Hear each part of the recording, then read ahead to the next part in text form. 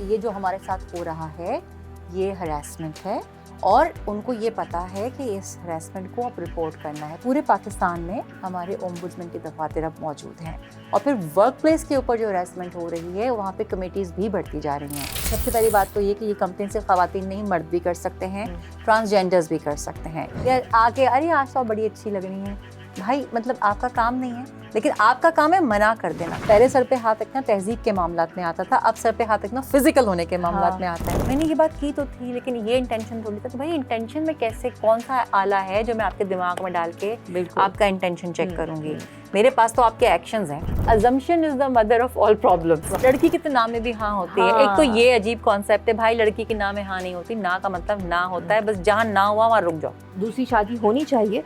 उसको डिफेंड ऐसे किया कि अगर माली इस्तिताअत है, फाइनेंशियल एबिलिटी है, तो क्यों ना करें। यहाँ तक आदमियों की बातें सिर्फ आदमियों ही नहीं, घर में बैठी हुई दादियाँ और नानियाँ और अम्माएं भी बहुत इस बात के फेवर में होंगी कि हाँ हाँ अगर हैं तो कर सकते हैं, लेकिन अपने शौहरों के लिए वो कभी भी उस चीज़ की इजाज़त नहीं देती।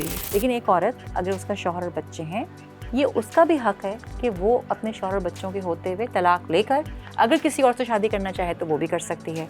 यहाँ आपकी एक्सेप्टेंस क्यों मर जाती है? अपनी बेटियों को पैसे के एतबार से मजबूत बनाएं, क्योंकि फिर जब वो किसी रिश्ते में होंगी तो मजबूरी में नहीं होंगी, खुशी से।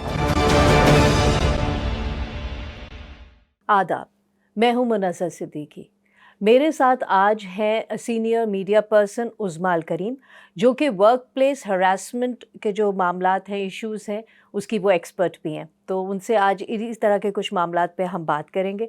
बहुत शुक्रिया उज़मा हमें ज्वाइन करने के लिए। Thank you so much. और आई थिंक इंट्रोडक्शन में मैं ये बता दूं साथ साथ कि सिर्फ मैं यही नहीं हूँ, बल्कि मुनज़्ज़र और मैं बहुत अच्छे दोस्त भी हैं। बहुत पुराने दोस्त, बहुत पुराने दोस्त जी। वैसे तो हम ही पुराने हैं। बस जेन ज़ी ना सुन लें कि हम पुराने हैं, वो तो हर चीज़ बदलने के उन्हें पता है। अच्छा उज़मा, अभी एक रिपोर्ट क्या आई, बल्कि जो फेडरल ओम्बुड्समैन हैं, खातून हैं, उनका नाम है फौजिया वकार, जो कि फेडरल ओम्बुड्समैन है तो prevention of work place harassment. बिल्कुल बिल्कुल। तो उनका एक बयान मैं पढ़ रही थी जो अभी 2-4 दिन पहले ही, और उन्होंने ये कहा कि वर्क प्लेस हरासमेंट के केसेस बहुत ज़्यादा इजाफा हुआ है। और उन्होंने जो डेटा दिया वो ये कह रही है, मुल्क भर में यानी तमाम सूबे और गिलगित बल्तिस्तान समेत मुल्क भर में गुज़िश्ता 10 महीनों के दौरान 1300 से ज़ायद शिकायत उनको मौसूल हुई हैं, जिनमें से 73% केसेस उन्होंने निपटा दिए हैं और 50% को सज़ा भी दी है। ये तो एक, लेकिन जो 1300 केसेस हैं 10 महीने के अंदर, ये तो एक बड़ा अलार्मिंग नंबर है। तो आपके ख़्याल में रिपोर्टिंग ज़्यादा हो रही है या एक्चुअली वर्क प्लेस हरासमेंट बढ़ रही है? नहीं, मेरे ख्याल से ये अलार्मिंग नहीं है, ये बहुत खुश आइंद है, क्योंकि वही बात जो अभी आपने कही कि अब रिपोर्टिंग बढ़ रही है। वक्त गुजरने के साथ साथ आगे ही बढ़ती जा रही है, लोगों को समझ में आता जा रहा है कि ये जो हमारे साथ हो रहा है ये हरासमेंट है और उनको ये पता है कि इस हरासमेंट को अब रिपोर्ट करना है। पहले रिपोर्ट करना ही एक टैबू था। पहले तो ये मानना या इस बात को समझ लेना कि ये हरासमेंट है वो ही समझ में नहीं आता था लोगों को, ख़ास तौर से ख़वातीन को। और अब उसको रिपोर्ट करना, फिर उसके बाद एक स्टेप आया कि रिपोर्ट क्यों करें, छोड़ दें, खामोश हो जाएं।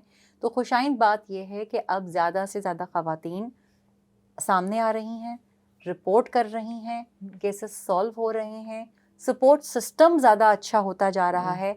पहले किसी खातून के साथ हरासमेंट होती थी तो लोग कहते थे खामोश हो जाओ, नहीं करो। अब लोग कहते हैं जाओ रिपोर्ट करो। तो ये एक पूरी जो आप कह लेंगे जहन साजी हुई है इतने अरसे में, मीडिया का बहुत बड़ा किरदार है इसके अंदर। उसकी वजह से ये जो नंबर्स हैं ये अभी तो आपको इतने दिख रहे हैं जो कि लगता है बहुत ज़्यादा हैं, लेकिन ये आगे आने वाले वक्तों में और बढ़ेंगे।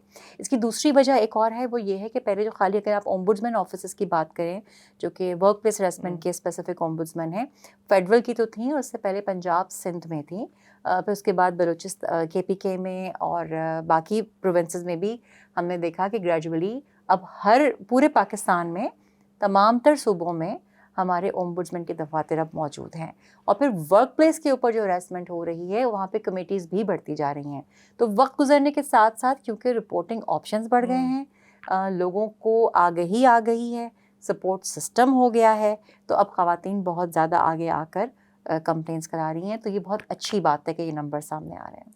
अच्छा, इसमें कभी ऐसा होता है, क्योंकि उज़मा तुम तो डिफरेंट इदारों के साथ भी काम करती हो, सिंध गवर्नमेंट के साथ भी, तो कोई बैकलैश आता है मर्दों की तरफ से?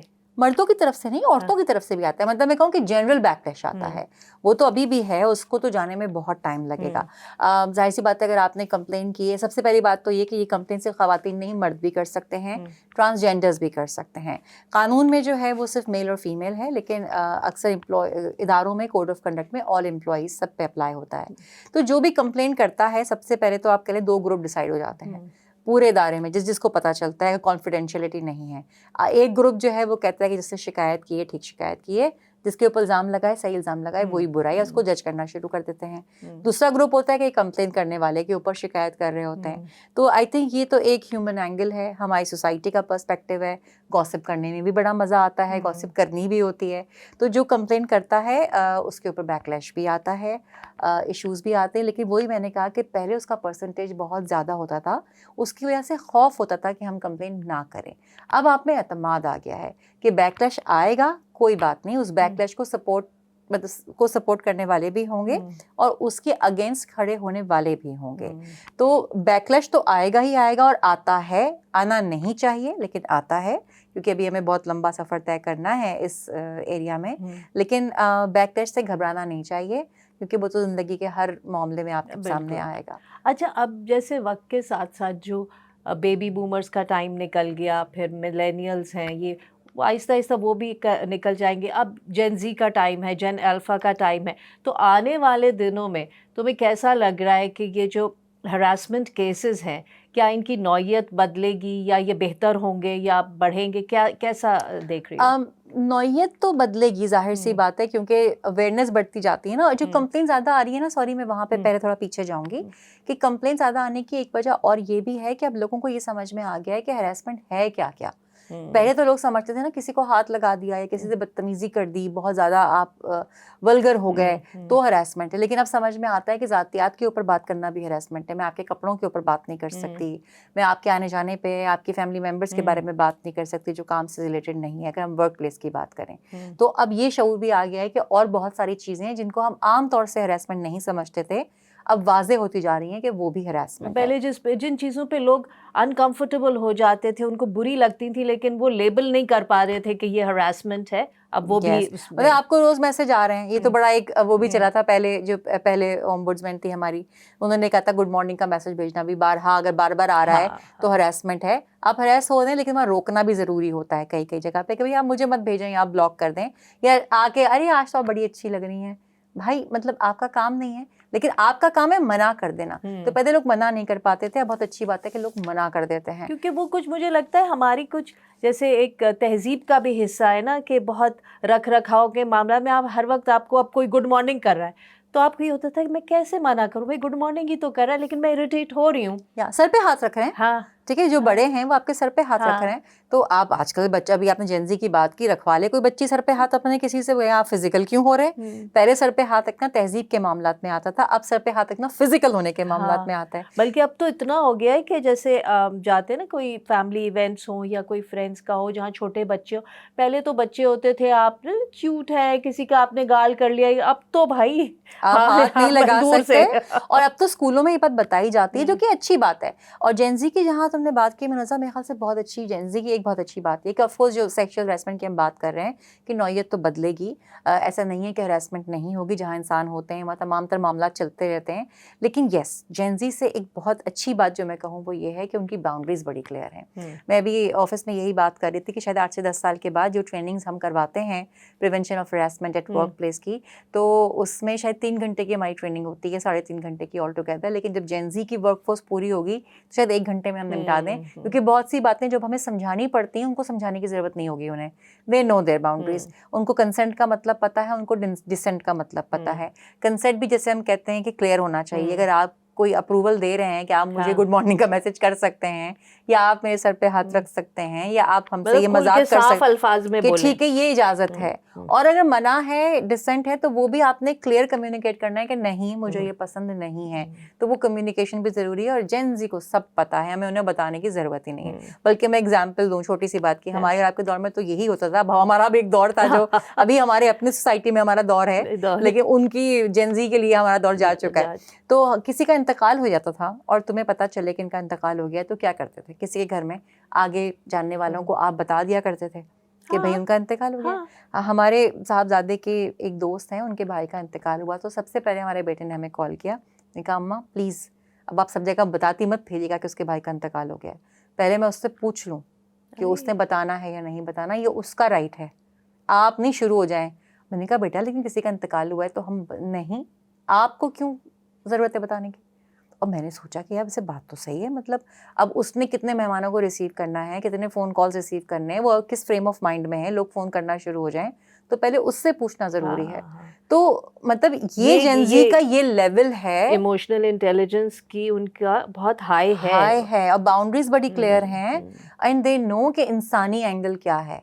तो इसलिए मुझे जेनजी से बड़ी उम्मीदें हैं। ऑफ कोर्स डिफरेंसेस तो होंगे, हमारे वालिदैन को, हमसे पहले की जनरेशन को हमसे मसाइल थे, हमें उनसे ज़्यादा मसाइल हैं, लेकिन I think I am very hopeful with this Gen Z कि बहुत सारे मामलात इंटरनेशनल पॉलिटिकल लेवल पे भी, ठीक है, और मुझे लगता है कि सोसाइटल लेवल पे भी बहुत बेहतर हो जाएंगे जब ये आ जाएंगे मुकम्मल। चले, that's very good, silver lining.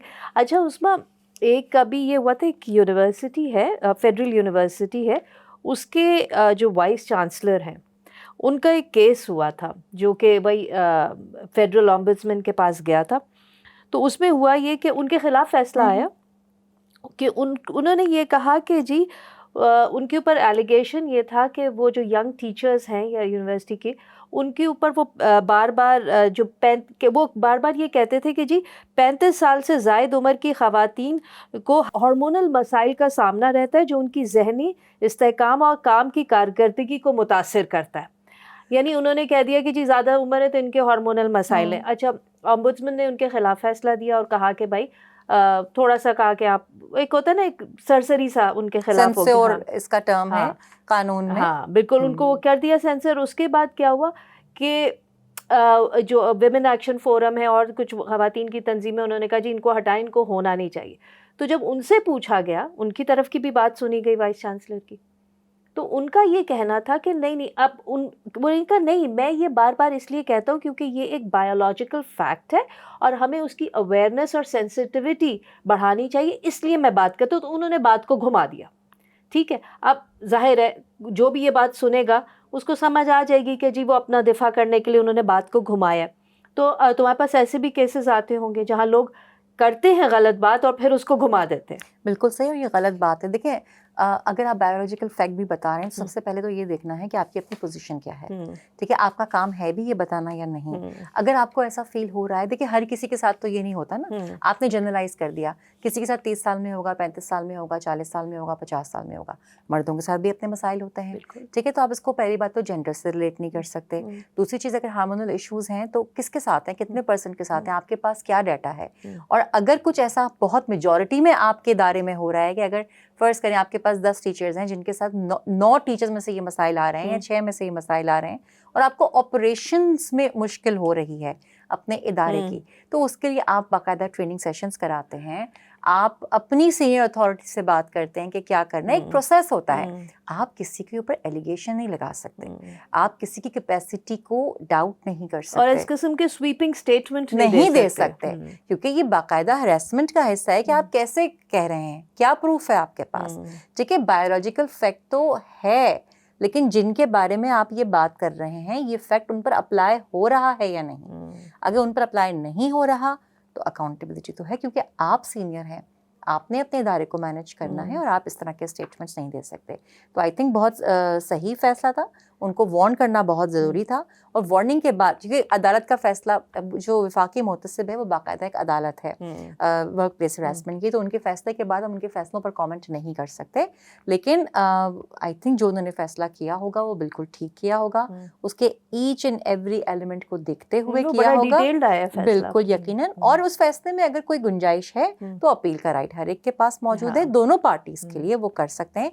लेकिन अगर मेरी ज़ाती राय में, अगर आप इस वक्त ओम्बुड्समैन को हटाएं और वो केस मेरे पास आता तो हम भी उनको इतनी ही सख्ती से जो है ये कहते कि ये आपका काम नहीं है, आपने आगे बताना है और आप कोई ऐसा स्वीपिंग स्टेटमेंट नहीं दे सकते जो कि किसी भी लेवल पे बायस्ड हो, चाहे जेंडर बायस हो। ये तो स्पेसिफिकली जेंडर बायस कमेंट था, तो ये it is a serious offence. अच्छा, अब ये जो वाइस चांसलर जिनके साथ ये हुआ, अब मैं इसको जस्टिफाई नहीं कर रही, मगर एक उम्र की भी बात होती है ना, वो प्रॉब्ली उस जनरेशन से है जहाँ पर इस किस्म की बात करना या जुगतें करना ये एक हो सकता है ये एक्सेप्टेबल हो और कॉमन प्रैक्टिस हो। लेकिन उसके मुकाबले में अब जो यंगर लॉट आ रहा है, स्पेशली जो हम जिसको कहते हैं जनरेशन जेड, जेन ज़ी है, तो उनका तरीका, जैसे तुमने कहा कि उनकी बाउंड्रीज़ क्लियर है, उनका काम करने का तरीका मुख्तलिफ है, तो ये एक जनरेशनल कॉन्फ्लिक्ट भी तो हो सकता है। और तो तुम्हारे ख्याल में कभी आजकल क्या ऐसे कोई प्रॉब्लम्स आ रहे हैं? अरे बेतहाशा आ रहे हैं वर्क प्लेस पे, क्योंकि जेनजी आ गई है। हाँ। ठीक है, पुराने वाले भी मौजूद हैं। अब इतने कॉन्फ्लिक्ट्स हैं और ये वाला माइंडसेट तो नहीं, हम और आप एक्सेप्ट नहीं कर सकते। और आपको पता है हमारे यहाँ वो एक पिदरशाही का कॉन्सेप्ट तो है ना, बिल्कुल बहुत ज्यादा, कि जी आदमी का जो दिल चाहेगा बोल देगा। देखिए, अच्छा, खवातीन अगर काम कर रही हैं तो पहले तो जो हमारी हमसे पहले की जनरेशन है उनमें तो बहुत से मर्दों का तो यही मसला है कि काम कर रही है तो मजबूरी से काम कर रही होगी, उनको वैसे ही मसाइल के तरह, क्योंकि फोकस भी काम हो रहा होता है ज़्यादा खवातीन का। बहुत से मर्द नाराज हो जाएंगे मुझसे इस बात पे, उनको सिगरेट ब्रेक्स कम चाहिए होते हैं, वो काम पे फोकस होती हैं तो बर्दाश्त भी नहीं हो रहा, तो तरक्की भी ज़्यादा हो रही होती है। जब जल्दी तरक्की हो रही होती है खवातीन की तो जी वो तो कुछ कर रही होंगी जिस वजह से हो रही है, उनकी तो बड़ी दोस्तियां हैं, तो ये सब इश्यूज भी हैं। लेकिन जो दूसरा ये वाला मसला आ गया है जेनजी का, मैं मसला इसलिए कह रही हूँ कि जेनजी बायस्ड है हमारी जनरेशन की तरफ। ठीक है, मिलेनियल्स या और कौन से हैं, हम कौन है, जेन एक्स भी है, पता नहीं हम कौन है, जो भी हैं। हाँ। लेकिन जेनजी से अगर हम स्टार्ट करें, वहाँ पे बैरियर लगाएं उससे पहले के, तो ये कॉन्फ्लिक्ट दोनों साइड पे आ रहा है। उनका काम करने का अंदाज बिल्कुल मुख्तलिफ है, उनके वर्क एथिक्स बिल्कुल अलग है, हमारे काम करने का अंदाज बिल्कुल अलग है, हमारे वर्क एथिक्स अलग है। अब मैंने 2-3 सेशंस कराए थे, उसमें सीनियर्स को ये मसला था कि इनसे काम नहीं लिया जाता। जब इनसे किसी काम का बोलो तो ये चैट जीपीटी पे निकाल के हमें दिखा देते हैं कि हमारा तो ये काम है, हमारा ये जेडी है और जॉब डिस्क्रिप्शन ये है हमारा, और इतने टाइम के लिए हमने आपसे बात की हुई है। तो उसके लिए हमें अपने आप को एडजस्ट करना पड़ेगा। मतलब उनका वर्क लाइफ बैलेंस जो है वो बड़ा क्लियर है, और उस पर कॉम्प्रोमाइज नहीं है, और उनको नौकरी की भी फिक्र नहीं है। वो बोलेंगे भाड़ में जाए, रखें अपनी नौकरी, हम कहीं और कर लेंगे। वो उनको 8 घंटे के समझ में नहीं आता। वो कहते हैं काम, जैसे कहते हैं ना, हम हमारे यहाँ बहुत सी जगहों पे पहले, हमारे से पहले होता था कि टाइम पे खाना खाना है, मगर भाई खाना भूख से खाया जाता है, टाइम पे नहीं खाया जाता। तो ऐसे इनका ये 8 घंटे क्यों काम करना है, जितना काम है उतना काम करना है, चाहे वो 4 घंटे में हो जाए तो ख़त्म करो, आगे बढ़ो। मतलब बेसिकली ये एक तरह से रिबेलियन भी है, जो कैपिटलिस्ट सोच थी जो इंडस्ट्रियलाइजेशन के बाद शुरू हुई थी कि भाई वर्कर से किस तरह ज़्यादा से ज़्यादा काम लें और उनको करियर के लालच दें और उनसे 8 घंटे 10 घंटे का काम लें। तो वो एक पूरा एक माइंडसेट और एक पूरी कहते हैं टर्मिनोलॉजी सामने आई थी कि जो आपका करियर है, आपके इतने घंटे हैं, फलाना है, ये वो।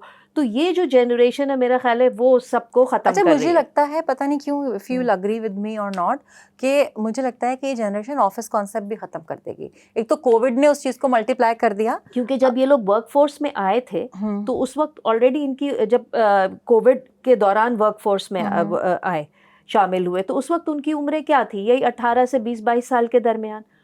तो और वही कोविड का टाइम आ गया और इन्होंने वर्क फ्रॉम होम किया, तो जाहिर है उनको वही आदत है। अच्छा, वो ये कहते हैं कि ऑफिस जाना आना, अच्छा डिफरेंट एचआर, जो स्मार्ट एचआर प्रैक्टिसेस है ना, जो इंटरनेशनली जो बड़ी ऑर्गेनाइजेशंस है, अब उनको भी ये बात समझ में आ गई है कि आपकी पर पर्सन कॉस्ट जो है, पर एम्प्लॉय जो कॉस्ट आती है, स्पेस की कॉस्ट हो गई, आपके इक्विपमेंट की कॉस्ट हो गई, बाकी आपके जो बेनिफिट्स हैं वो सब आपके माइनस भी हो जाते हैं। तो कुछ ऑर्गेनाइजेशंस के लिए ये प्रैक्टिस बेहतर भी है। वो कहते हैं ठीक है जी, हम आपको इतना पे कर देंगे जितना हम एक परमानेंट एम्प्लॉय को पे कर रहे हैं। आउटसोर्सिंग की तरफ ज़्यादा जा रहे हैं कि उनकी भी कॉस्ट ऑफ डूइंग बिजनेस कम होती जा रही है, कॉस्ट कटिंग उनके लिए आसान हो गई है। तो मुझे लगता है आने वाले वक्त में जो है बहुत हद तक ये ऑफिस प्रीमिसेस का जो कॉन्सेप्ट है ना, ये शायद ख़त्म हो जाएगा। और वो जो पता नहीं क्या कहते हैं, मैं भूल रही हूँ, उन ऑफिसेस को जहाँ पे लोग बैठ के ओपन ऑफिसेस में टाइम लेके बात कर रहे होते हैं। अब तो आप देखिए ना कि दुबई पूरा का पूरा जो है वो स्पेस लॉन्च कर रहा है, जो कि पूरा वॉकिंग ट्रैक भी होगा, एयर कंडीशन, और वहाँ पे जी वर्क स्टेशन बने हुए होंगे, काम कर रहे हैं, कोई बैठ के, कोई लेट के। हाँ। तो आउटसोर्सिंग का एक पूरा वो कहते हैं नोमैड्स बोलते हैं, क्या बोलते हैं उनको, डिजिटल नोमैड्स जो बोलते हैं, नोमैड्स या डिजिटल नोमैड्स जो हैं। तो आई थिंक कि दुनिया उस तरफ जा रही है। ऐसा नहीं है कि ये सिस्टम खत्म हो जाएगा, लेकिन ये हर प्रोफेशन में मुमकिन नहीं है ना। अब जैसे जर्नलिज्म है, न्यूज़ रूम के हद तक तो ये मुमकिन नहीं है कि आप घर से करें। कुछ मामलों में थोड़ा बहुत रिपोर्टिंग में कर सकते हैं, मगर न्यूज़ डेस्क का नहीं कर सकते आप। लेकिन मुझे लगता है कि आने वाले वक्तों में वो कोई भी हो हर जाए। दफा नई नई इजाद आती जा रही है। हर वो चीज जो हम्म। हमें लगती है कि ये नहीं हो सकती, हम्म। वो थोड़े से टाइम के बाद वो मुमकिन हो जाती है। तो आज हम जो बैठकर बात कर रहे हैं, हमें नहीं पता कि कल हम लोग ये किस तरह, शायद अब हम वर्चुअली भी बैठ के बात कर सकते हो सकता है कुछ अरसे के बाद मेरे और तुम्हारे एवटार्स आपस में बात कर रहे हैं। ये भी है। तो हम खाली जो है वो बोल बोल के कहेंगे छोड़ ये दे। भी मेरी प्राइवेसी है कि भाई मेरी शक्ल जरूरी नहीं है मैं तो, करूँ। हाँ। तो वो बिल्कुल वो हर दौर जो है, आने वाला दौर हाँ। नई चीजें लेकर आता है, नए चैलेंजेस लेकर आता है, लेकिन उन चैलेंजेस के अपने अपने सॉल्यूशंस भी उस टाइम के हिसाब से मिल जाते हैं। So let's see. बट मुझे लगता है कि यस, जेन जी के साथ इस वक्त तो एक, वो कहते हैं ना, कोल्ड वॉर है। अच्छा। दो जनरेशंस की, तो हर उनको वर्ड रखना भी है और समझ भी नहीं आ रही समझ कि भी नहीं आ रहा कैसे करें। डील करना है, उनको ये समझ में नहीं आ रही कि हमें इनसे कैसे डील करना है। अच्छा, मेरे साथ भी थोड़ा सा ये इशू है क्योंकि हमारे पास भी जैसे नौजवान आते हैं ना, जेन जी वाले काम के लिए आते हैं या इंटर्नशिप्स के लिए आते हैं, तो ये मुझे बहुत अच्छा भी लगता है कि they very confident and they know their mind, वो बोलते हैं करते हैं, लेकिन मुझे कभी कभी लगता है कि वो सुनते नहीं है, अटेंशन स्पैन बहुत नहीं, कम या है। वो फ़ोन पे लगे होंगे या उनको बोलना होगा। तो मैंने एक दो से कहा भी, मैंने कहा देखो बच्चे, तुम्हारी तो अभी इतनी उम्र नहीं है ना, तुम्हारा तजर्बा है कि तुम ऐसी कोई बात कहो जो कि बहुत इंपॉर्टेंट है। चलो एक बात ये तो नहीं है कि आप बोले ही जा रहे हैं, बोले अगले की बात ही नहीं सुन रहे। तो जब आप बोल रहे हैं तो इसका मतलब है आपका ब्रेन ये सोचने में लगा है कि अगली क्या बात करूं, तो आप सुन नहीं रहे। So you not learning, right. तो ये एक जेन जी के साथ थोड़ा सा इशू है कि आई थिंक जेन जी का इशू नहीं है, ये पेरेंटिंग का इशू है जो कि जेन जी के साथ हो गया है। ठीक है, कि जिस जमाने में ये जेन जी बड़े हो रहे थे, 2000 के बाद की बात है, तो उस जमाने की पेरेंटिंग ही चेंज हो गई थी। ठीक है, तो उस पेरेंटिंग में आपने उनको इतना सुना कि आप सुनाना भूल गए उनको। तो पेरेंट्स ने भी कम्युनिकेट उस लेवल पर नहीं किया। तो उनको तो ये आदत है ना कि मैं जब बात करूंगा या मैं जब बात करूंगी छोटी एज से, तो मेरे पेरेंट्स सारे काम छोड़ के सिर्फ मुझे सुनेंगे, विच इज गुड। लेकिन आप उनको साथ साथ ये सिखा नहीं पाए कि आपने भी पेरेंट्स की बात सुननी है। तो ये एक जेन जी से ज्यादा मुझे लगता है पेरेंटिंग का इशू है। वरना आज भी आपको बहुत से बच्चे ऐसे मिलेंगे जिनके घरों में वो तरबियत रही है, तो वो आपकी बात भी सुनते हैं। वो मोबाइल पे सिर्फ रील्स नहीं देखते, डॉक्यूमेंट्रीज देखते हैं। उनका अटेंशन स्पैन यकीनन कम है इन जनरेशन, हाँ। लेकिन वो कम से कम समझने की कोशिश जरूर करते हैं। लेकिन वो कम है ऐसे लोग। पेरेंटिंग का मसला आ गया ना वहाँ पे, बहुत सिवियर इशू है ये पेरेंटिंग, और वर्ल्ड वाइड सिनेरियो ये रहा है। हर जगह पे जिस चीज का आपको एक्सपीरियंस नहीं है, अभी तो एक बच्चा, मैं कहती हूँ अंडे से अभी सर बाहर निकला है, और आपने उसको बॉस बना दिया, उसको तो हमेशा से सुनाने की आदत रही है, छोटी एज से। फिर वो बड़ा होता गया, उसकी बात सुनते गए। अब 5 साल तो निकल गए, अब आपने उसकी वो आदत बना दी कि मैं बात करूंगा, मैं जो कहूँगा सबने सुननी है। अब वो पेरेंट्स की चीज़ वो पूरी दुनिया पर अप्लाई कर देते हैं। भाई मैंने एक इंटर्न को कह दिया, क्योंकि वो कुछ आई सीखने के लिए कि ये बताए खबर, तो मैं अब उसको बताने लगी तो कि भाई ऐसे करें वैसे करें, तो वो मेरी बात काट के बार बार काट के वो अपना ही कुछ बोल रही थी। तो फिर एक आध दफ़ा 2 दफ़ा बोला, तीसरी दफ़ा तो फिर मैं तो ख़त्म हट गई। मैंने कहा बीबी मेरी बात सुने, आपने अभी ज़िंदगी में कोई ऐसा काम नहीं किया कि मैं इतनी देर आपकी बातें सुनूं। आप यहाँ आई हैं सीखने के लिए, तो या मुझे बोल लेने दें, या अगर आपको सब पता है तो फिर जाएं यहाँ से। उनको बुरा लग गया। एक तो ये सेंसिटिव भी बहुत है। बिल्कुल, अच्छा सेंसिटिव भी बहुत है। और जो अभी हम बात कर रहे थे कि बुलिंग का इल्ज़ाम फ़ौरन आपके ऊपर लगा देते हैं। आप अगर उन्हें कोई फीडबैक दें, तो अभी जैसे मुझे ये बात कही गई कि प्लीज़ ज़रा हमें ये बताएं कि अगर ये बुलिंग है, ये हरासमेंट है, तो हम फीडबैक कैसे दें। क्योंकि हम जैसे तुमने फीडबैक दिया, उनको बुरा लग गया, तो शुक्र है कि उन्होंने हैशटैग हरासमेंट नहीं कर दिया आपके ऊपर कि ये मुझे बुली कर रही हैं या हरास कर रही हैं। क्योंकि ये बहुत से केसेस आए हैं। अच्छा। कि आपने फीडबैक दिया है, उन्होंने हरासमेंट हैशटैग लगा के या हैशटैग बुलिंग लगा के डाल दिया। अब आपकी 50 साल की करियर लाइफ है, एक एक्सपीरियंस है, आपने उन्हें वो कम्युनिकेट किया, लेकिन वो जी हैशटैग अब पूरा वो जेनजी में ट्रोल हो रहा है। मान ले कोई जेनजी के आप फीडबैक दे रहे थे, वो तो बोलेंगे कि यही है। तो आई थिंक अगर उनको मिठाई के डब्बे के साथ फीडबैक देना चाहिए। नहीं, आपको खुद कम्युनिकेशन डिजाइन करनी पड़ेगी। ठीक है, जब आप किसी को फीडबैक देना चाह रहे हैं या कुछ है, मैं ये नहीं कह रही कि तुमने गलत फीडबैक दिया, दिमाग घूम जाता है, आपको समझ में आ रहा है, लेकिन फिर भी वो कहते हैं ना कि आपको एक पूरा खुद से मैंने मौका दिया, मैंने 1 दफ़ा सुना, 2 दफ़ा इंटरप्शन सुनी, तीसरी चौथी दफा के बाद थोड़ी मैं सुनूंगी। हाँ, लेकिन ये सुनेंगे नहीं, लेकिन आप बोलेंगे क्या, हाँ, वो बहुत जरूरी है हाँ, डिजाइन हाँ, करना। हाँ, ठीक है, वो तो हम अपने बच्चों को भी डायरेक्ट फीडबैक नहीं दे सकते। तो मैंने वहीं से ये लर्न किया कि जैसे मैं एक बार अपने बेटे को कुछ कह रही थी, अभी विलियम सुनेगा तो बोलेगा कि आप मेरी एग्जाम्पल दे रही थी, कि मैं उसको कह रही थी तो वो कि आप काम ही नहीं करना चाह रहे, घर का काम था थोड़ा, हाँ, हाँ। सफाई वफाई करनी थी। मैंने कहा आपकी नीयत ही नहीं है, जब आपको काम को बोलो आप यहाँ से वहाँ निकल जाते हैं। तो मम्मा होल्ड ऑन, आप मेरा इंटेंशन कैसे डाउट कर सकती हैं। बात तो ठीक है, सही। मैंने कहा भाई 2 दिन से बोल रही हूँ ना, नहीं हो रहा तो इंटेंशन ही का मसला होगा ना, अगर 2 दिन से काम नहीं हो रहा तो मैं देख रही हूँ पड़ा हुआ रील देख रहा है या कुछ हाँ। कर, लेकिन तो भी आप मुझे बोलें कि मैं काम नहीं कर रहा। So from there I derived and then I research, of course मैंने डिफरेंट बेस्ट प्रैक्टिसेस दुनिया की देखी। तो वहाँ पे अब ये चीज़ प्रूफ हो गई है कि आप जब उनको किसी को भी फीडबैक दें, ठीक है, तो वो फीडबैक प्रूफेबल होना चाहिए। उसमें आप किसी की कैपेसिटी, किसी का इंटेंशन डाउट नहीं कर सकते, आप उसकी सलाहियत पे सवाल नहीं कर। कैपेसिटी क्यों नहीं डाउट कर सकते? एक आदमी को, बच्चे को नहीं आता काम, नहीं कर सकता। हाँ, आप ये बोलेंगे हाँ, कि आप ये काम नहीं कर पा रहे, हाँ, या आप ये काम हम आपको सिखा रहे हैं, ट्राई टू लर्न, हाँ, ठीक है, या आप नहीं सीख रहे लेकिन आप सीखना नहीं चाहते, हाँ, ये नहीं बोल ये सकते। तो बहुत मुश्किल है, बहुत मुश्किल है। लेकिन एक्चुअल में जो आदाब हैं गुफ्तगू के वो यही है ना। हमें बचपन से यही तो सिखाया जाता है कि आप, मैं ये नहीं कह सकती कि आप वक्त पे आने की आपकी नीयत ही नहीं है, आप आना ही नहीं चाहते वक्त पे, ठीक है, नहीं, हम ये कह सकते हैं कि जो प्रूफ कर सकते हैं इदारों में कि आप वक्त पर आ नहीं रहे, क्योंकि वो कल आपको बोलेंगे कि आप कैसे कह सकते हैं, तो आप दिखा दें जी आप नहीं आ रहे। अच्छा, आप काम को लाइक आपकी परफॉर्मेंस ये नहीं आ रही, ये रिजल्ट्स नहीं आ रहे, लेकिन आप ये नहीं कह सकते कि आप ये काम, आपकी नीयत ही नहीं है काम करने की, आपका दिल ही नहीं लग रहा काम करने में, तो ये प्रोफेशनल गुफ्तगू है भी नहीं। तो ये बहुत मुश्किल काम है, क्योंकि हमारे पर्चे पे तो बहुत कुछ लिखा हुआ है ना, हम उसको अंडू नहीं कर पा रहे। हमें हमारे बड़े सुनाते रहे, हम सुनते रहे, अब हम सोचते हैं कि हम उनको सुना देंगे तो ये भी सुन लेंगे, नहीं, अब हम दोनों तरफ से सुनेंगे। लेकिन अगर हम इसको देखें तो हमें बात करने से पहले, जो बहुत पहले कहा जाता था, पहले सोचना है, समझना है, तोलना है, फिर बोलना है। तो आप पहले अपनी कम्युनिकेशन डिज़ाइन करें। मुझसे एक टीचर ने एक दफ़ा मेरे कहा था कि गुस्सा जो है ना वो प्लान्ड होना चाहिए। मैंने कहा क्या मतलब? तो वो कहना है कि गुस्सा आपका ऑब्जेक्टिव ओरिएंटेड होना चाहिए कि आज मुझे इस गुस्से से ये अचीव करना है। जब भी वो प्लान्ड होगा, ऑब्जेक्टिव ओरिएंटेड होगा, तो उसकी कम्युनिकेशन डिज़ाइन होगी कि मुझे ये 4 जुमले बोलने हैं, उसमें आप कभी फंसेंगे नहीं और उसका नतीजा भी डायरेक्ट निकलेगा। यही प्रोफेशनलिज्म है। तो आई थिंक अब हमें लर्न करना पड़ेगा। Very well said. अच्छा, तो उस्मा, तुम तो जियो न्यूज़ की जेंडर सेंसिटिविटी कमेटी भी देख रही हो, और कई इदारों के साथ भी, और सिंध गवर्नमेंट में भी। मैं जंग ग्रुप की देख रही हूँ, अच्छा, जंग ग्रुप की, सॉरी, पूरे वो और भी बड़ी जिम्मेदारी है, वो तो पूरा, उसके अंदर तो काफ़ी सारे डिपार्टमेंट्स और वो आ जाते हैं। अच्छा, तो मुझे बताओ कि कोई, ज़ाहिर बहुत सारे केसेस आ रहे हैं और मैं नाम पूछ भी नहीं रही, लेकिन ऐसे कभी कोई केस आया जो कि बहुत फ़नी था कि भाई ये क्या है, ये भी आ गया है?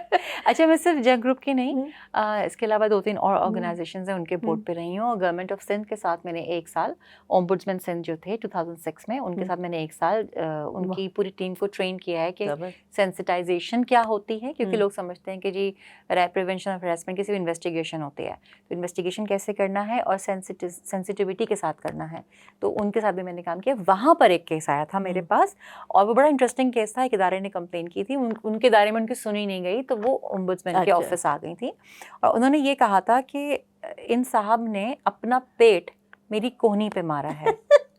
ठीक है, अब आप थोड़ा सा टाइम लगता है इस बात को एब्जॉर्ब करने में, कि जैसे नहीं मुक्का नहीं मारा मेरे गाल पे, अपना गाल मेरे मुक्के पे मार दिया, तो वो कंप्लेन आई कि इन्होंने अपना पेट मेरी कोहनी पे मारा है। अच्छा, हमारा काम, हम जैसे कहते हैं ना कि कभी ऐसी बात इंसान है, लेकिन ऐसी बातों को हम बहुत सीरियसली हमें हर कंप्लेन को सीरियसली लेना होता है।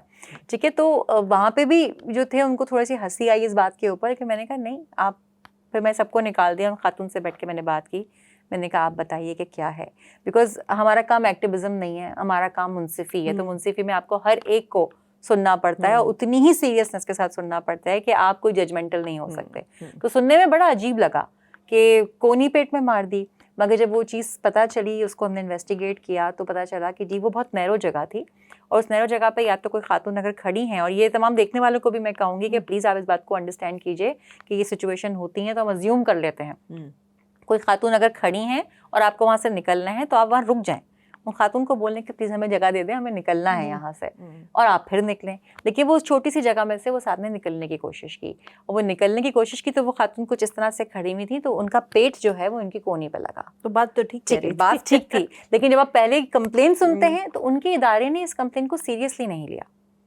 तो वहाँ पे फिर हमको जाके एक छोटे छोटे से काउंसलिंग सेशन करना पड़ा उनकी कमेटी के साथ भी, जो कि प्रॉपर कमेटी नहीं थी, उनके इदारे में नहीं होती। मतलब उसकी नीयत तो नहीं थी ना हरास करने की, लेकिन देखें नीयत में कैसे जज करूंगी आपकी, मतलब हर हरासर का सबसे बड़ा जवाब यही होता है कि हाँ, पहले तो कहते हैं मैंने नहीं किया, लेकिन जब आप उसको प्रूफ रख देते हैं कि ये हुआ है, हाँ ये हुआ तो था, लेकिन देखिए ना मेरा ये मतलब थोड़ी था, मैंने ये बात की तो थी, लेकिन ये इंटेंशन थोड़ी था। तो भाई इंटेंशन में कैसे, कौन सा आला है जो मैं आपके दिमाग में डाल के आपका इंटेंशन चेक करूंगी? मेरे पास तो आपके एक्शंस हैं, हाँ। मैंने उस एक्शन पे एवेल्युएट करना है। बहुत हो गया तो आपका परसेप्शन है, हाँ। उस परसेप्शन पे एवेल्युएट करूंगी, या आपके एक्शन के अगेंस्ट जो रिएक्शन आया है उस पर इवेल्युएट करूंगी। ठीक है, तो अदालत ये थोड़ी देखेगी कि आपने ये चोरी क्यों की, चोरी की है तो की है, तो इंटेंशन तो आप फोल्ड करके रख दें हरासमेंट की, उसका तो कोई ताल्लुक ही नहीं है। तो फिर हमने वहाँ पे काउंसलिंग की कि भाई बहुत आसान सी बात है, अगर जगह, वो कह रहे हैं कि ये खड़ी होती हैं, जगह ही नहीं दे रही, तो भाई हमें तो निकलना था। मैंने कहा आपने उनसे पूछा, आपने उनसे कहा कि मुझे यहाँ से निकलना है, जगह कम है तो काइंडली आप हट जाएं, मैं निकल जाऊं? नहीं वो तो उनको पता है। मैंने कहा आपने अज्यूम कर लिया ना, जो मैं भी जेनजी वाली बात करी, assumption is the mother of all problems. ठीक है, मैंने चेंज कर दिया उसको। In these cases assumption is the problem. ठीक है, तो आप अच्छा यही चीज अगर साहब खड़े हैं और खातून को निकलना है तो वो भी खड़ी रहेंगी। एक तो मसला पूरी सोसाइटी का ये है कि हम बात नहीं करते, हम बोलते नहीं है। गर्मी लग रही है, पंखा नहीं खोलेंगे। अगर क्लासरूम में बैठे हैं, किसी यूनिवर्सिटी में बैठे हैं, किसी उसमें बैठे हैं, गर्मी लग रही है, बोलेंगे नहीं भाई गर्मी लग रही है जाओ पंखा खोल लो। किसी को सर्दी लग जाएगी तो वो जाके पंखा बंद कर देगा, या बताओ। तो सिर्फ एक गुफ्तगू करना या एक जुमला बोलना कि मुझे यहाँ से निकलना है, आप यहाँ से जगह दे दें, वो हट जाएंगे। तो उस कम्युनिकेशन ना होने की वजह से इतनी बड़ी बड़ी कंप्लेंट्स हो जाती हैं। मैं ये नहीं कह रही कि कंप्लेंट गलत थी, ऑफ कोर्स, लेकिन वो लैक ऑफ कम्युनिकेशन थी। फिर वो उस चीज़ को डील किया गया। बात वही थी कि बहुत सुनने में बहुत फनी लगता है कुछ चीज़ें, लेकिन harassment is a serious thing. There is nothing funny about harassment, लेकिन जब सिचुएशन आती है तो उतनी ही संजीदगी से हर कंप्लेंट को देखना पड़ जाता है। अच्छा उसमें ये बताओ कि बहुत से आई एम श्योर ऐसी कंप्लेंट्स भी आती होंगी जो कि किसी से एक दो कोलीग्स का कोई अफेयर है, वो ख़त्म हो गया, तो उसके बाद कोई ना कोई एक पार्टी जो है वो शिकायत लेकर आ गई, क्योंकि हमारे यहाँ तो लोगों से ब्रेकअप वगैरह तो हैंडल नहीं होता ना, तो उसके बाद वो शिकायतें लग जाती हैं और फिर पुरानी जो बातें अच्छी थी वो सारी बुरी लगने लगती। तो ऐसे भी केसेस आते हैं बेतहाशा। मतलब मैं तो कहूँगी कि मेजॉरिटी ऑफ द केसेस होते ही यही हैं, या तो अननोइंगली होते हैं। मतलब अननोइंगली का मतलब ये नहीं होता कि आपको ये पता नहीं है जो आप कर रहे हैं वो गलत है, लेकिन वो हरासमेंट का टैग उनको नहीं पता होता। और सबसे बड़ा नंबर तो यही है कि जहाँ आपके दो लोगों के ताल्लुकात खराब हुए, अब तक सब कुछ ठीक था, कंसेंशुअल था, सब चीज़ अग्री चल रही थी। जिस दिन आपकी लड़ाई हुई या ब्रेकअप हुआ, उसके बाद उससे पहले की सारी चीज़ें जो हैं वो हरासमेंट में डालकर पेश कर दी जाती हैं। ख़वातीन को ये मसला होता है कि जी हमें ये कर रहे थे, वो कर रहे थे, ये कर रहे थे, और मर्दों का ये मसला होता है जी हमने तुमको शॉपिंग कराई, इतने हमारे पैसे ले लिए, ये कर लिया। तो भाई वो सारी चीज़ें आप दोनों म्यूचुअल अग्रीमेंट से कर रहे थे, वो हरासमेंट में नहीं आ सकती। यस, ये ज़रूर है कि नो का मतलब नो है, और जिस टाइम पे नो हो गया उस टाइम के बाद आप नहीं कर सकते। तो जितनी चीज़ें नो से पहले की हैं वो हरासमेंट में नहीं आ सकती, नो के बाद चीज़ें हरासमेंट में आएंगी। अब इसने क्यों, अच्छा नो के बाद रिटेलिएशन आती है। हरासमेंट मतलब नो के बाद लोगों को ये समझ में नहीं आता कि अब नो हो गया तो अब यहाँ रुक जाना है, मूव ऑन, वो नहीं हो पाता। फिर वो कहते हैं अब तो हम इसको देखेंगे, ये कैसे मुझे छोड़ के जा सकती है, ये कैसे मुझे छोड़ सकता है, अना आ जाती है। बिल्कुल। तो वर्क प्लेस में लोगों को समझना ज़रूरी है कि नो का मतलब नो हो गया, आगे बढ़ें, या तो कहीं और चला लें, ठीक है, या यहाँ पे भूल जाए ना, भूल जाएं, ये ख़त्म, क्योंकि ये आपकी नौकरी को मसला कर सकता है, ये आपकी वर्क परफॉर्मेंस को मसला कर सकता है। और दो लोग जब एक साथ नहीं देना चाहते, उस चीज़ को वहीं पे ख़त्म कर दें। And you very well said that कि लोगों को ब्रेकअप हैंडल करना नहीं आता। तो most of the cases harassment के हमारे पास ये आते हैं कि ब्रेकअप से पहले की सारी चीज़ें ब्रेकअप के बाद हरासमेंट में डालकर पेश कर दी जाती हैं। मगर खैर जाहिर सी बात है, हमारे यहाँ तो बचपन से ही ना एक मशरकियत के अंदर तो वो एक लाजवाल इश्क वाला कॉन्सेप्ट है ना कि भाई मोहब्बत हो गई तो बस वो मरते दम तक रहेगी, जी। तो वो छोड़ना नहीं है और ना का ना Move में on भी नहीं करना। राजा वालिश पे कहीं और चले जाएंगे लेकिन और लड़की के तो नाम में भी हाँ होती है। एक तो हाँ। ये अजीब कॉन्सेप्ट है भाई, लड़की के नाम में हाँ नहीं होती, ना का मतलब ना होता है, बस जहाँ ना हुआ वहाँ रुक जाओ, खत्म। बिल्कुल। ज्यादा उसके जानने की भी कोशिश ना करें कि ना क्यों है क्या है, एक दो दफा पूछ लें। लेकिन अगर आप एक ही वर्क प्लेस पर काम कर रहे हैं और आपने इंसिस्ट किया जानने के लिए, तो वो चीज़ फिर हैरेसमेंट में आ सकती है। अच्छा, और ये भी तो है कि जहाँ पर कोई होता है ना बॉस और सबऑर्डिनेट का रिश्ता हो, वो तो कंसेंचुअल की बात ही नहीं है। बॉस सबऑर्डिनेट का रिलेशनशिप या अथॉरिटी, अगर किसी भी लेवल पे अथॉरिटी है, आप डायरेक्ट बॉस नहीं भी हैं, तो जो अथॉरिटी है उसका तो अपने किसी भी सबऑर्डिनेट के साथ कोई रिलेशनशिप नहीं हो सकता। उसमें मोस्ट ऑफ द केसेस में मलबा बॉस पर ही गिरेगा। उसमें कंसेंचुअल का कॉन्सेप्ट नहीं है, ठीक है, उसमें रिटेलिएशन का कॉन्सेप्ट नहीं है, उसमें हॉस्टाइल वर्क एनवायरनमेंट का कॉन्सेप्ट नहीं है। वो यहीं पर ही एक नो है, क्योंकि हैरेसमेंट में इसका एक अलग टैग है, क्विड प्रो को, ठीक है, और क्विड प्रो को किसी सूरत अलाउड नहीं है। अभी एक बहुत बड़ा ड्रामा भी गुजरा जिसमें टीचर स्टूडेंट का रिलेशनशिप दिखाया गया। टीचर स्टूडेंट के रिलेशनशिप में कोई एथिकल आप वो नहीं है, वो एक सिंपल प्रोफेशनल चीज़ है कि आप टीचर जो है वो मैं मंटो नहीं हूँ। हाँ जी बिल्कुल, मेरा नाम मैं मंटो नहीं है ऐसा। हाँ। तो उसमें यह है कि वो आपके मार्क्स के ऊपर कादिर है, वो आपके रिजल्ट्स हैं, आपकी छुट्टियां हैं। ऐसे ही बॉस या अथॉरिटी है, वो आपके अप्रेजल कर सकता है, आपको ट्रेनिंग से। तो उसमें तो जूनियर चाहे कंसेंचुअल भी है या नहीं है, वो बेनिफिट सब ले रहा है या ले रही है, ठीक है। बॉस बाद में बोलेगा जी मैं सारे बेनिफिट्स इसको ले लिए और अब मेरे ऊपर इल्ज़ाम लगा दिया। ये आपका काम है कि आपने कोई रिलेशनशिप अपने डिपार्टमेंट में या अपनी अथॉरिटी के अंदर नहीं रखना, क्योंकि जूनियर ने तो सिर्फ ये बोल देना है कि जी अगर मैं मना करती या करता तो मेरी तो नौकरी चली जाती, तो मेरी तो मजबूरी थी, तो खत्म करिए। बिल्कुल। तो क्विड प्रो को इज वन थिंग जो कि किसी भी सूरत में, किसी भी इदारे में, किसी भी लेवल पे अलाउ नहीं होता। कंसेंचुअल, नो कंसेंचुअल, उसमें कोई कैद नहीं। फिर है रिटेलिएशन, कि आपको किसी ने अप्रोच किया, आपने मना कर दिया, जैसे ब्रेकअप हो गया कि अब आप किसी के काम में रोड़े अटका रहे हैं, उसके लिए मुश्किलात क्रिएट कर रहे हैं, उसका ड्यू बेनिफिट नहीं दे रहे, डिले कर रहे हैं काम में, तो वो रिटेलिएशन भी हरासमेंट में आती है। फिर एक हॉस्टाइल वर्क एनवायरनमेंट है कि अगर दो लोगों का आपस में ताल्लुक है, किसी को एतराज़ नहीं है, आप कुलीग्स हैं, बॉस सबऑर्डिनेट नहीं है, लेकिन आपकी हरकतें ऐसी हैं कि ऑफिस में बाकी लोगों को परेशानी हो रही है, घुस घुस के बैठे हैं, ये करें, तो वो भी कंप्लेन कर सकते हैं। मगर वो इदारा डिसाइड करेगा कि ये हॉस्टाइल वर्क एनवायरनमेंट है या नहीं है। उसको तो किसी के हाथ मिलाने पे भी हॉस्टाइल वर्क एनवायरनमेंट लग सकता है ना, लेकिन ज़रूरी नहीं है कि वो इदारा डिसाइड करता है, लेकिन आप उसकी भी कंप्लेन कर सकते हैं। तो ये 3 मेजर इंपॉर्टेंट। इंटरेस्टिंग बहुत। ये तो मेरा ख्याल है कि हर अप एंड कमिंग जो बिजनेस है उसको तो एक कोई ना कोई इस तरह जेंडर कमेटी बनानी ही चाहिए। देखिए बाय लॉ मैंडेटरी है, लेकिन नहीं बनाते ना। हाँ, और उस पर फाइन है, ठीक है। लेकिन बस वही बात है कि बनाने का पर्पस क्या है, कब से ना। मेरे पास एक बहुत अच्छा फ्रेंड है मेरा, वो कहता है मेरे इदारे में तो कंप्लेन आती है, मैं निकाल देता हूँ। भाई ज्यादती तो आप किसी के साथ भी नहीं कर सकते ना, जब भी तो उसको जेंडर कमेटी कहते हैं। हाँ, मतलब ज्यादती ना करें, उसकी बात तो सुने, ऐसे थोड़ी निकाल। और कानून में भी, मतलब मुझे भी अक्सर लोग ये कहते हैं कि जी खातून ने अगर, और सबसे अच्छी बात ये कि जियो के जो हेड हैं इब्राहिम, वो उनका जीरो टॉलरेंस है, वाकई में जीरो टॉलरेंस है। इसी वजह से हम उसको इम्प्लीमेंट कर पाते हैं कि बड़े से बड़े ऑफिसर को भी अगर निकालना पड़ जाए, डिपार्टमेंटल हेड को भी निकालना पड़ जाए, तो वो तो बिल्कुल अग्रीड होते हैं, इसमें तो कोई शक नहीं है। लेकिन वो यही कहते हैं कि कुछ है निकाल दो। तो अक्सर लोगों का ये फिर वहाँ पे कमेटी आती है कि नहीं, क्योंकि कानून में मेजर और माइनर पेनल्टीज के 2 सेक्शंस हैं, ठीक है। तो वो सेंस्योर जो मैं कह रही थी कि वार्निंग से शुरू होकर फिर फाइन और सेपरेशन तक जाता है। तो there is a huge list. हर हरासमेंट का जवाब निकालना नहीं होता, इसलिए इस कमेटी की ज़रूरत है कि सही से इन्वेस्टिगेशन हो सके और किसी के साथ ज्यादती ना हो। अभी पिछले दिनों सोशल मीडिया पर एक पोस्ट आई, किसी ने डाल दी, वो फेक न्यूज़ थी लेकिन किसी ने डाली कि जी हुकूमत पाकिस्तान ने मर्दों को पहली बीवी की इजाज़त के बगैर शादी की इजाज़त दे दी और अब मर्द के लिए दूसरी शादी लाजमी हो गई है। ये फेक न्यूज़ थी, लेट मी क्लैरिफाई। अच्छा, उसके ऊपर ये हुआ कि फैक्ट चेक भी हुआ, सब हुआ, जियो ने भी फैक्ट चेक किया और भी 1-2 जगह हुआ, और फेडरल गवर्नमेंट ने, तमाम सूबाई हुकूमतों ने, सब ने ये क्लैरिफाई किया कि ऐसी कोई कानून साजी नहीं है, कुछ भी नहीं है। मर्द को अभी भी दूसरी शादी के लिए पहली बीवी से इजाज़त लेने की ज़रूरत है।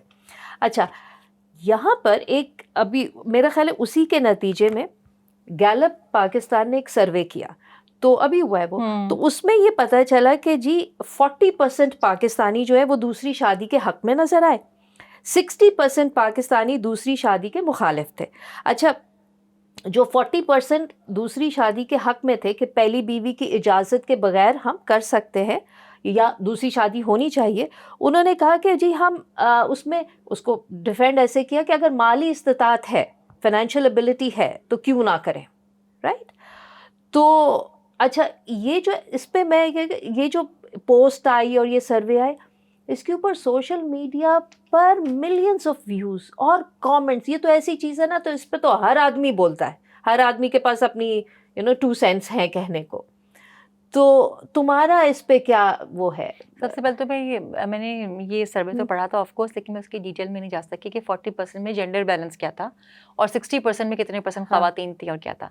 और जहाँ तक आदमियों की बात है, सिर्फ आदमियों ही नहीं, घर में बैठी हुई दादियाँ और नानियाँ और अम्माएँ भी बहुत इस बात के फेवर में होंगी कि हाँ अगर हैं तो कर सकते हैं, लेकिन अपने शौहरों के लिए वो कभी भी उस चीज़ की इजाज़त नहीं देती। तो ये तो एक मसला है। लेकिन देखो, मैं इसको सिर्फ कानूनी पैराए में देखूँगी। एक आदमी अपनी बीवी और बच्चों के होते हुए दूसरी शादी करने का कानूनी हक रखता है, कानून में इजाज़त लेना लाजिम है, वो तो बिल्कुल ले। अच्छा, अब वो शादी करेगा तो जाहिर सी बात है पहले किसी को पसंद करेगा फिर शादी करेगा, ये उसका कानूनी हक है, ठीक है। लेकिन ये हक औरत को भी हासिल है। एक औरत अपने शौहर के, बड़ा हंगामा मच जाएगा इस बात के ऊपर, लेकिन एक औरत अगर उसका शौहर और बच्चे हैं, ये उसका भी हक है कि वो अपने शौहर और बच्चों के होते हुए तलाक लेकर अगर किसी और से शादी करना चाहे तो वो भी कर सकती है। लेकिन जब मैं ये बात करती हूँ तो लोगों को ये क्या बात हुई? भाई बिल्कुल हुई। आदमी की तो आप एक्सेप्ट कर लेते हैं ना कुछ टाइम के बाद, कानून एक अलग मैटर है। आदमी अपने बीवी बच्चों के होते हुए किसी और औरत को पसंद करता है, उससे शादी कर लेता है, ठीक है। आप लान तान करें जो भी करें, लेकिन इसको आप जब अप्लाई करते हैं उसकी बीवी पे कि एक अच्छी फैमिली है, बीवी को आज कोई और आदमी पसंद आ गया, उसने अपने शौहर से तलाक ली और उसने उससे शादी कर ली, यहाँ आपकी एक्सेप्टेंस क्यों मर जाती है? ये शायद इसकी वजह ये भी हो सकती है कि पहली बीवी के होते हुए जब आदमी दूसरी शादी कर रहा है तो वो फैमिली यूनिट ब्रेकअप नहीं कर रहा, लाइक वो डिवाइड ज़रूर कर रहा है, उसकी अटेंशन डिवाइड हो रही है, लेकिन फैमिली यूनिट ब्रेक नहीं हो रहा। लेकिन औरत अगर दूसरी करना चाहे और पहले मियाँ को छोड़ दे, तलाक ले ले, तो उससे वो फैमिली यूनिट टूट रहा है। फैमिली यूनिट तो आदमी की शादी से भी टूटता है, ठीक है। वो एक सोसाइटी का मैटर है कि फैमिली यूनिट कैसे टूट रहा है। बहुत सी आप देखते हैं वेस्टर्न सोसाइटीज़ में फैमिली यूनिट्स टूटते हैं, बच्चों पे कोई असर नहीं होता, दे आर वेरी हैप्पी, बहुत अच्छी ग्रोथ भी हो रही है उनकी। तो how to deal, that's a societal matter. मैं तो इस वक्त सिर्फ बात कर रही हूँ, अगर आदमी दूसरी शादी करता है तो उसको लान तान करने के बाद आप एक्सेप्ट कर लेते हैं, ठीक है। लेकिन औरत कर ले तो आप उसको टैबू बना देते हैं। भाई ये राइट दोनों का है, ठीक है। यहाँ पे जेंडर की डिस्क्रिमिनेशन नहीं होनी चाहिए। यस, इमोशनली बहुत हर्ट होते हैं आप, वो सब ठीक है। एक फैमिली आप साथ रहते हैं, अलग हो जाते हैं, वो सब एक ट्रॉमा अपनी जगह, क्योंकि जो जा रहा है उसको इतना मसला नहीं है, जो रुक रहा है उसको मसला है कि उसको एक होता है कि जी मुझे छोड़ दिया। लेकिन लीगली तो दोनों को इजाज़त है। हमारे यहाँ सिर्फ मर्दों को हमारी एक्सेप्टेंस है, औरत कर ले तो जो किरदार बुरा है, बच्चे को होते हुए दूसरी शादी कर ली, ये कर लिया वो कर लिया, भाई आदमी भी तो करता है और कानून में दोनों को राइट दिया हुआ है। मैं दीन की तरफ नहीं जाना चाहती, लेकिन दीन ने भी दोनों को राइट दिया हुआ है। ये तो इंडियन कल्चर है ना कि आप नहीं कर सकते। हम तो वो ले आते हैं फौरन अपने, तो वहाँ से हम तो फौरन से अपनी कन्वीनियंस पे वो वाला कल्चर ले आते हैं। तो बस चले तो सती भी कर दे, बिल्कुल, ठीक है। तो ये तो औरत और मर्द दोनों का राइट है। अब प्रॉब्लम क्यों आती है, मैं ये कहूँ, क्योंकि औरतें आप पर डिपेंडेंट हैं, आप उनकी मजबूरी का फ़ायदा उठाते हैं। घर वाले भी और लड़की के घर वाले भी, उसमें ख़वातीन भी शामिल हैं, मर्द भी शामिल हैं, लड़का भी, लड़के के घर वाले भी, कि अब ये तो मुझ पे डिपेंडेंट है ना फाइनेंशियली, अब इसकी मजबूरी है, मैं दूसरी शादी कर भी लूँ तो ये फिर मेरे साथ ही रहेगी।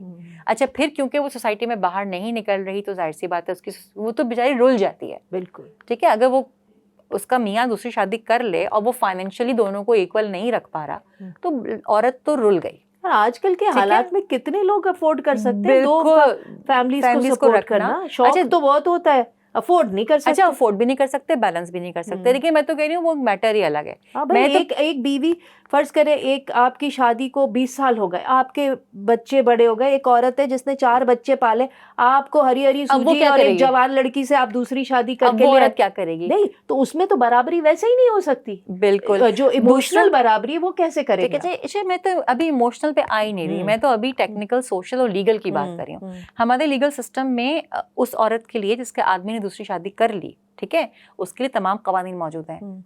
लेकिन इम्प्लीमेंटेशन कहाँ है, उस औरत का सपोर्ट सिस्टम क्या है, उसको कितने हक उसके मिल जाएंगे, क्योंकि उसका हर हक मारने की कोशिश की जाएगी। तो ये दूसरा बड़ा मसला है। तीसरा बड़ा मसला ये कि जिस औरत ने आपके साथ 5 साल 10 साल निकाल दिए, उसने अपना करियर छोड़ दिया, कुछ नहीं किया, वो घर के अंदर है, अब वो जीरो से कहाँ से शुरू करेगी? तो उसकी कोई फाइनेंशियल स्ट्रेंथ नहीं है। यहाँ पे जहाँ मसला मर्दों का है, वहाँ एक बहुत बड़ा मसला वालिदैन का भी है कि वो समझते हैं कि जी हमने शादी कर दी है लड़की की, अब शादी कर दें, अब यही उसकी ज़िंदगी है। भाई वो बंदा मर गया तो आप क्या करेंगे, उसने दूसरी शादी कर ली तो आप क्या करेंगे? आप अपनी लड़की को पैसे के एतबार से मजबूत बनाएं, उसका करियर बनाएं कि वो मजबूरी में किसी के साथ नहीं रहे। अगर कोई जाना चाहता है तो वो कहे जाओ, मैं मजबूर नहीं हूँ। तो दो लोग जब इक्वल कैपेसिटी में एक दूसरे के साथ जिंदगी गुजार रहे होते हैं, वो होती है शादी, क्योंकि शादी का मतलब है खुशी, कोई मजबूरी नहीं है बीच में।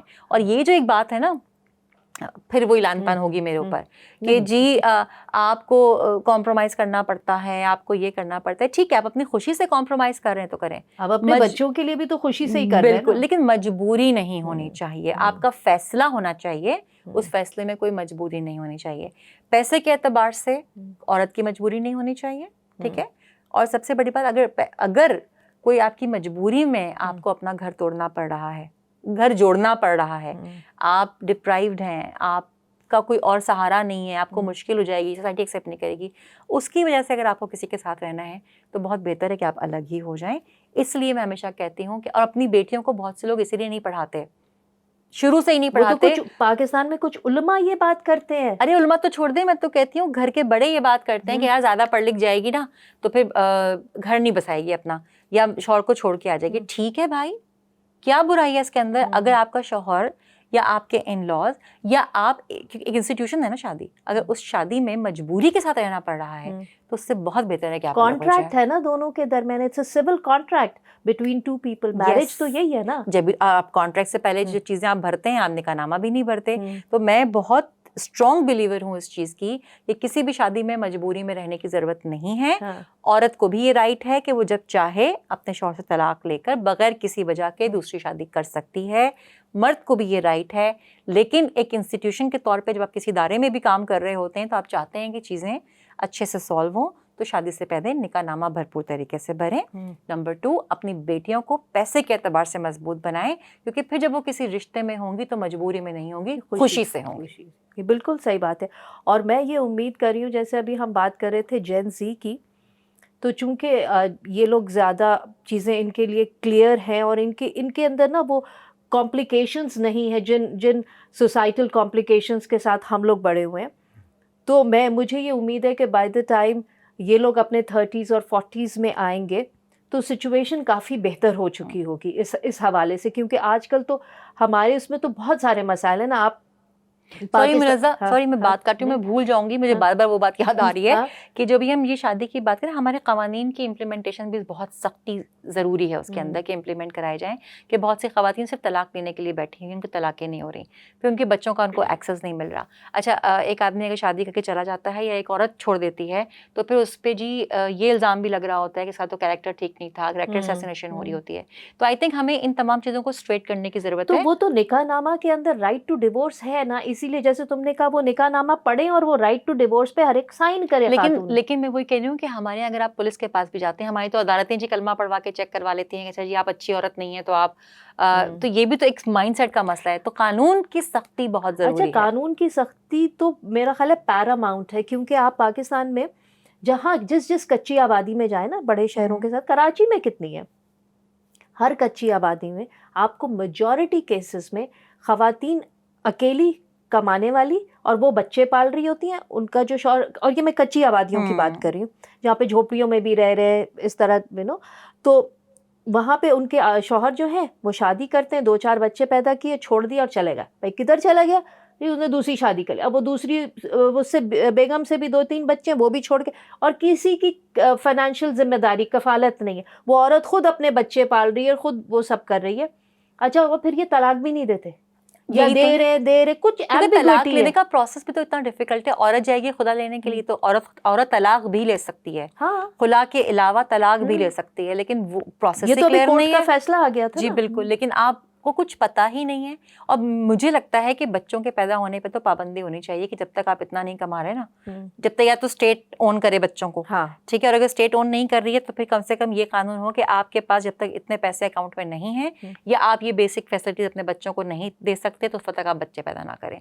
ये कॉन्सेप्ट कि हर बच्चा अपना रिस्क लेकर आता है और फिर दुनिया में आकर रुल रहा है वो बेचारा। तो बच्चे जो हमारे जो बेचारे बहुत इंतहाई गरीब जो लोग हैं, वो तो बच्चे पैदा ही इसलिए करते हैं क्योंकि रियासत आपको सोशल सिक्योरिटी नहीं दे रही, तो वो बच्चे पे बच्चा पैदा कर रहे हैं क्योंकि उनको लगता है कि भाई इन्हीं में से कोई एक दो शायद निकल जाएं जो हमारे बुढ़ापे का सहारा बने। मुझे लगता है उनका दिमाग इतना सोचता ही नहीं है कि इतने बच्चे पैदा करने के बाद क्या होगा। उनका दिमाग जो है ना वो कमाने के लिए करते हैं ना, जितने बच्चे होंगे उतने कमाएंगे। नहीं, मुझे लगता है कि उसको एक मजहब का कवर मारते हैं। नहीं, मजहब का तो कवर होता है। अभी भी जो गरीब, जो आपके डिफरेंट छोटे टाउन से, गांव से, इस तरह बहुत कई फैमिलीज हैं जो बड़े शहरों में आती हैं।